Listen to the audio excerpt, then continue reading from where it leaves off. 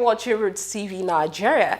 Like one of the presidential candidates of the just concluded general elections, Fela Durotoye, stated, to achieve this great feat of building Nigeria, we must truly desire to see it happen. Now, it is that same desire that has led Roots TV on this campaign to figure out what next. With me today to discuss what next was the next step for Nigeria is none other than the Executive Director of YIAGA Africa, Samson Itudu. You're very much welcome. Pleasure. Now, going into the very first question, yes, we are around, at the collation stage in some states and supplementary elections, but an overview of the 2019 general elections, how did that affect, either positively or negatively, on our growing democracy? Well, I would say first, Nigeria's democracy is in a decline, drawing from the elections. We can see that this was an election that was keenly contested. We could see that this was an election that clearly showed that or demonstrated our commitment to democracy.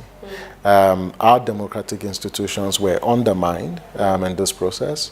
The dignity and the right to life of citizens was not only compromised, but was under threat. We could see the deaths that were recorded, and also the level of violence. We could clearly see that the desperation on the part of the political class to cling on to power at the expense of the people. We could also see that even press freedom was restricted.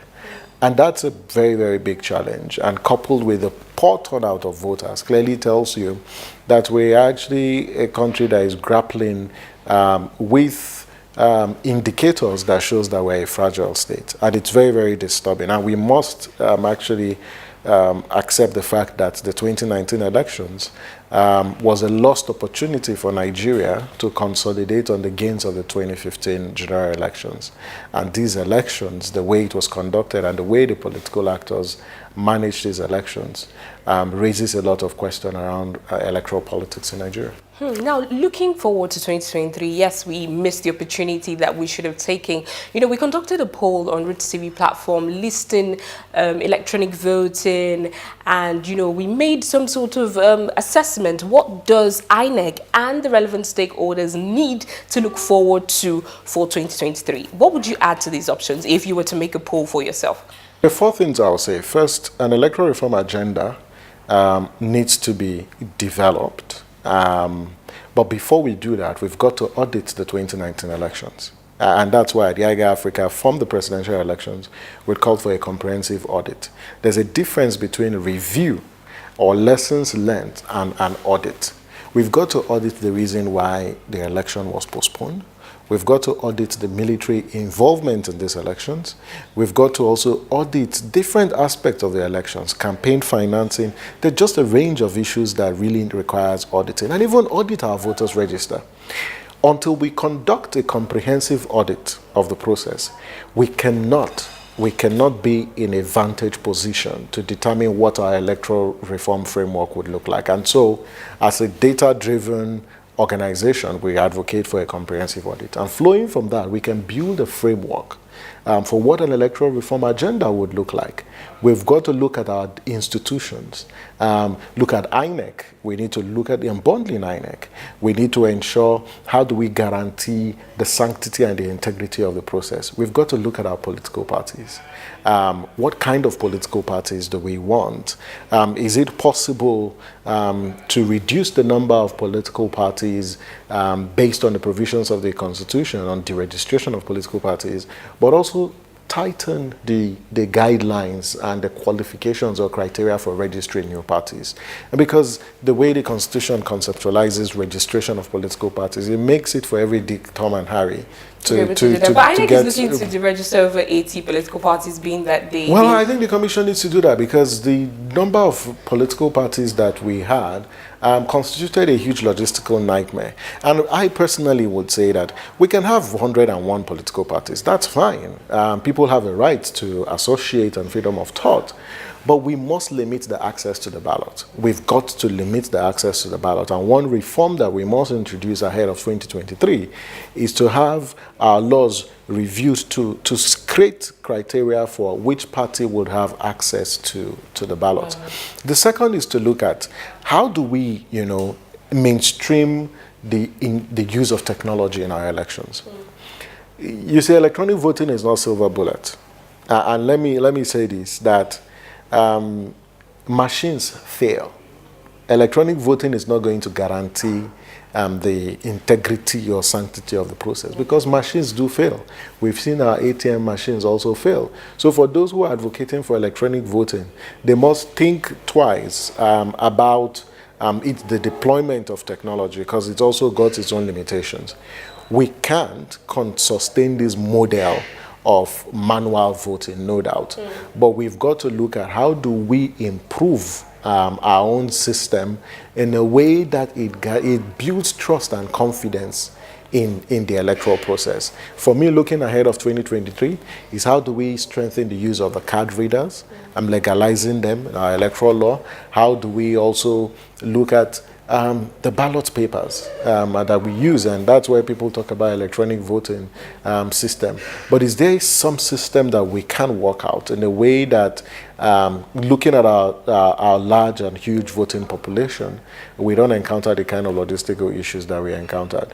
The other issue also deals with the political class. How do we ensure accountability for those who are perpetrators of electoral violence, those who are perpetrators of all forms of irregularity within our process? And that's a big source of concern, and that's why electoral offenses prosecution is very, very central.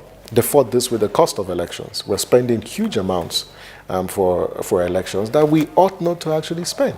And I tell you, we've got voter turnout for presidential election was at 35.7%. Now, think about it. INEC plans based on the total number of registered voters.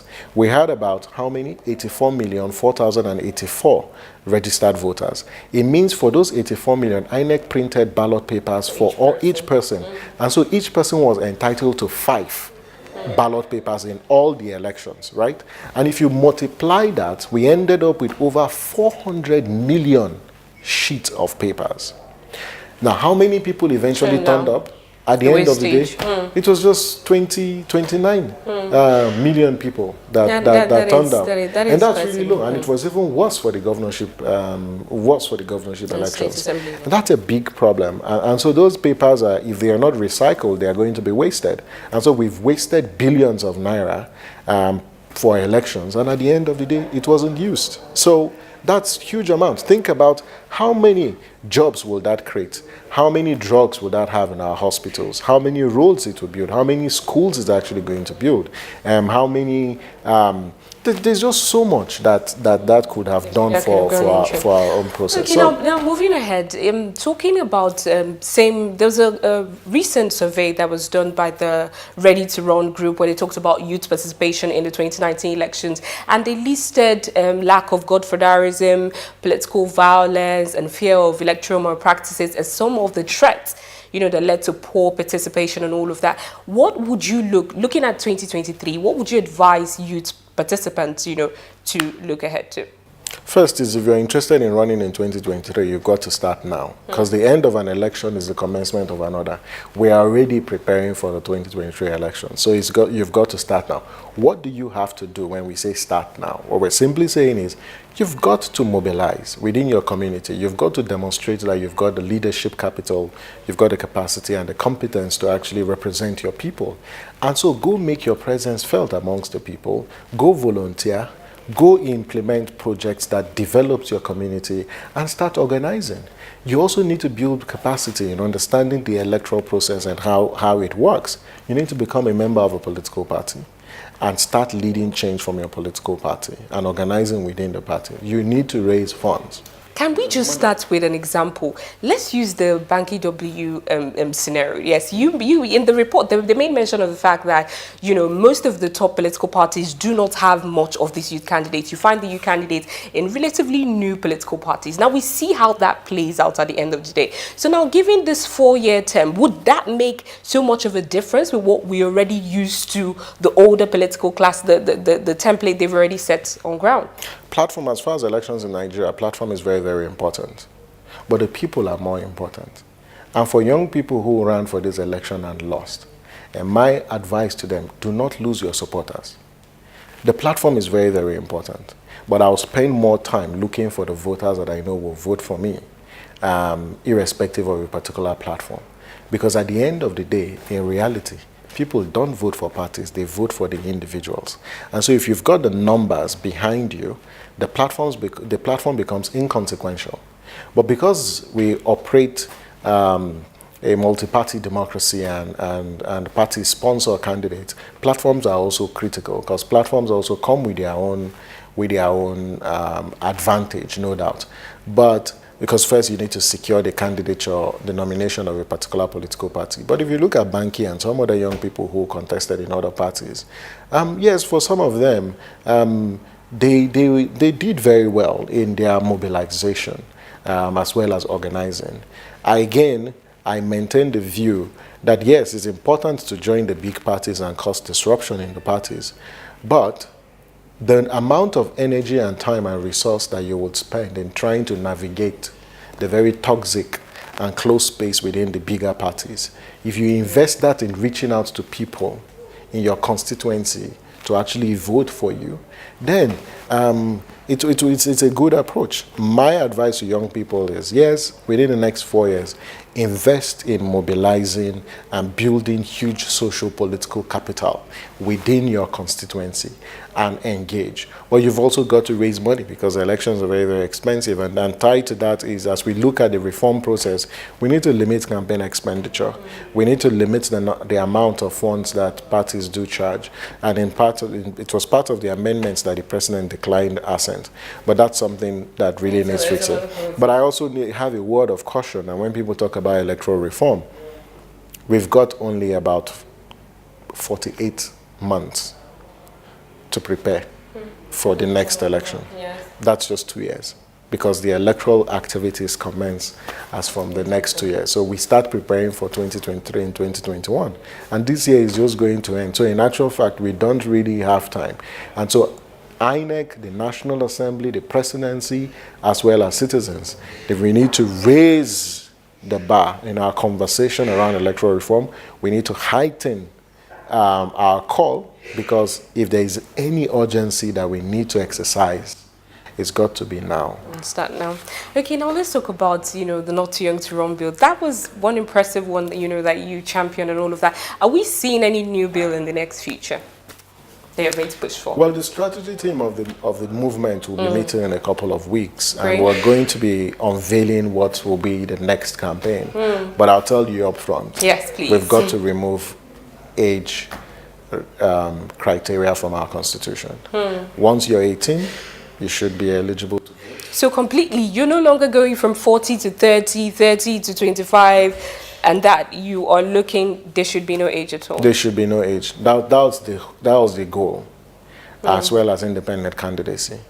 But in unveiling our plan, what I'll tell you, there's no demand that we're going to make that will deviate from the column on the removal of age criteria from our constitution. Once you're 18, you should be able to contest, or you should be able to vote, because at 18 is a voting age. And so it should also be the qualification age. In fact, Nigeria, if possible, should even reduce the age for voting to about 16. There are countries who are considering reducing it because of the shift in population and the demography.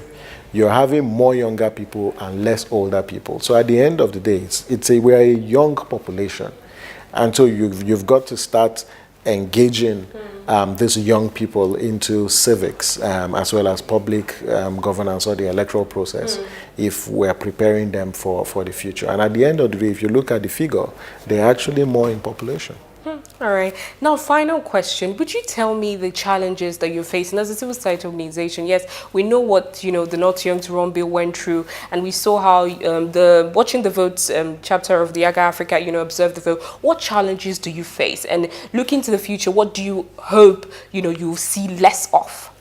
I think there are political limitations to our work, and it's the fact that we are you can call us a very transformational organization that is driven by positive disruption. We are disruptive, and positively. And so because we are pro-change, the conservative nature that is dominant within our public space is always resistant to the kind of new, fresh ideas we bring to the table, and which we understand, because for us, change is a process, it's not an event or a one-off event. And so we've got to ensure that we exercise patience and resilience in ensuring that we get our results. Because like Not Too Young to Run took about 10 years. It wasn't just a 2 years campaign, it took 10 years. So it just took 10 years to just amend sections of your constitution. And so the political issues and the resistance, of course there are issues relating to the closing civic space. The civic space is shrinking, government, it's pretty introducing more regulations on limiting the effectiveness of civil society through obnoxious legislations like either civil society, NGO bill, or you've got threats or social media regulation bill, because civil society uses those tools very much for organizing. Of course, the donor space is also shrinking as well. Those are some of the challenges that civil society also faces. There are also issues, also dealing with the insecurity of the country. It limits civil society's ability to also discharge on their mandate. And so these are some of the challenges that cut across. And it's not just YIAGA Africa, a lot of organizations face this. But for us as an organization, we'll continue to be, we're determined. We're not reneging in any way on our commitment to defend democracy, promote political inclusion, as well as ensure transparency in public governance. I see. And that is one place for us to drop in. Thank you so much for your time. Thanks. Always a pleasure. And you've been watching What Next on Roots TV. Stay on this station as we take you through figuring out from all sectors, political health, civil society, human rights, economy, where does Nigeria need to be and how do we get there? I'm Aisha Jibrin.